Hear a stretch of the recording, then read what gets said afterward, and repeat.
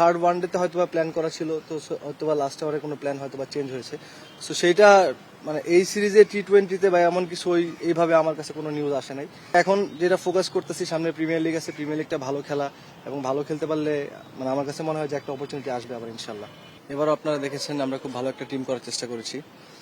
Senior কিছু player, আবাহনীর কিছু পুরাতন প্লেয়ার ব্যাক করানোর চেষ্টা করা হয়েছে। সাথে যারা গত বছরের ইয়াংস্টার ছিল, এবার নতুন করে কিছু প্লেয়ার অ্যাড করেছি আমরা। সো আমি আশাবাদী যে আমাদের টিম খুব একটা ভালো একটা টিম হয়েছে। সুপার লিগটা থাকলে আপনার হয় কি, যে যারা কিনা চ্যাম্পিয়ন রেসের দিকে থাকে তাদের জন্য একটা অপরচুনিটি থাকে যে যদি তারা লিগের প্রথম দিকে কিছু পয়েন্ট হারায়ও ফেলে, তো সেই জায়গা থেকে আবার ব্যাক করার একটা চান্স থাকে। তো এই লিগে আমার মনে হয় যে একটু চ্যালেঞ্জিং থাকবে সব টিমগুলোর জন্যই। যারা কিনা চ্যাম্পিয়ন ফাইটের দিকে থাকবে তাদের জন্য খুবই চ্যালেঞ্জিং থাকবে প্রথম থেকেই। প্রত্যেকটা ম্যাচ খুবই ইম্পর্টেন্ট হবে এবং একটা পয়েন্ট খুবই ইম্পর্টেন্ট হবে। ম্যানেজমেন্ট থেকে শুরু করে আমরা সবাই ওইভাবে প্ল্যান করে করার চেষ্টা করেছি। সো আসলে ওই চিন্তা করে কিন্তু সাব্বির রহমানকে ব্যাক করানো, আসলে ও থাকাতে আমাদের মনে হয় যে ব্যাটিংয়ের ডেপথ থেকে শুরু করে টিমের এক্সপিরিয়েন্স সবকিছু মিলে আমার কাছে মনে হয় ব্যালেন্স একটা সাইড। আমরা অবশ্যই ভালো খেলার টার্গেট, তার থেকে বড় টার্গেট হচ্ছে যে টিম রেজাল্ট করানো। যেহেতু আসলে আবাহনী, মোহামেডান এই টিমগুলো সবসময় শিরোপার দিকেই চিন্তা করে। সো আমরা ওই জায়গা থেকে গতকালকে আমাদের ম্যানেজমেন্টের সাথে একটা মিটিং হয়েছে। সো আমরা আশাবাদী এবং আমাদের প্রত্যেকটা প্লেয়ারের মধ্যে ওই কনফিডেন্স লেভেলটা আছে যে না, আমরা এই লিগে ভালো পারফরমেন্স বা ভালো রেজাল্ট করতে পারবো ইনশাল্লাহ।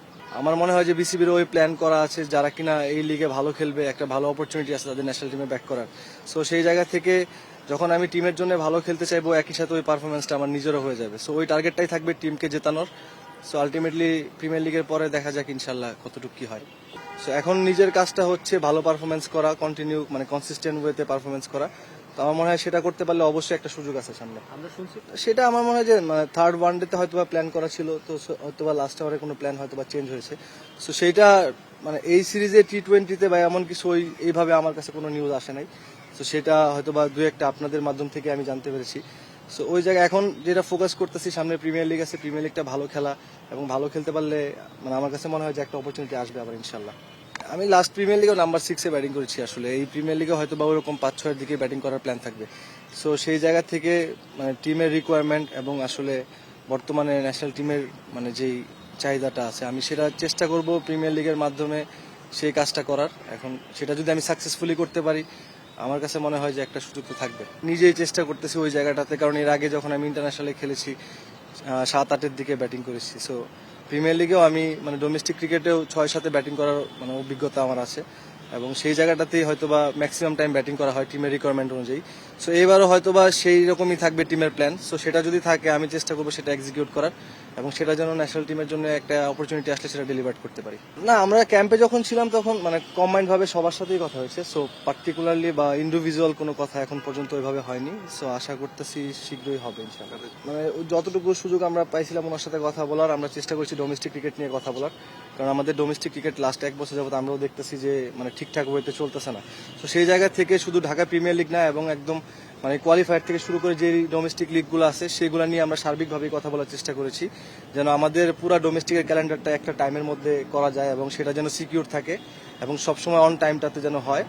সেটার উপর ডিপেন্ড করে থাকে অনেক প্লেয়ার, সেটা আমরা সবাই জানি। সো ওই বিষয়গুলো নিয়ে বেশিরভাগ কথা হয়েছে। ওইভাবে টার্গেট করতে গেলে আমার আসলে এর আগে যে খেলাগুলো আছে সেগুলোতে অবশ্যই আমার ভালো খেলতে হবে। সো যখন আমি ভালো খেলতে পারবো তখন এক্সপেকটেশনস আসবে। এর আগে আমার কাছে মনে হয় যে এত দূর চিন্তা না করে সামনে যে খেলাগুলো আছে সেগুলোর দিকে ফোকাস করা বেটার হবে এবং সেই ওয়েতেই যাওয়ার চেষ্টা করতেছি। আসলে আপনার সাথে আমি একমত যে আসলে যে এক্সপেকটেশনস ছিল সেটা আমি ফুলফিল করতে পারিনি।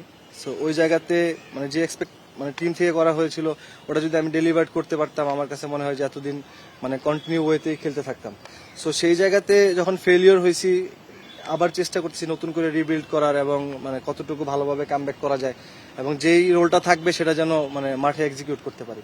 এখন চেঞ্জেসের ব্যাপারটা দেখেন, এটা তো সিলেকশন প্যানেল আছে, এটা ওনারা ঠিক করবে বা এটা ওনাদেরই কাজ আসলে। সো সেই জায়গা থেকে আমার কাছে মনে হয় যে বর্তমান যে টিমটা খেলতেছে, লাস্ট আমরা টি-20 ম্যাচও দেখতে পাচ্ছি, খুবই এক্সাইটিং টিম। সো আমার মনে হয় যে টাইম দিলে এই টিমটা ভালো করবে ভবিষ্যতে ইনশাল্লাহ। সো বাকিরা তো সবাই চেষ্টা করতেছে, মাঠে হার্ডওয়ার্ক করতেছে, এটা হয়তো বা যখন কনসিস্টেন্ট হইতে পারবে তখন আমরা বড় দল হয়ে উঠবো ইনশাল্লাহ।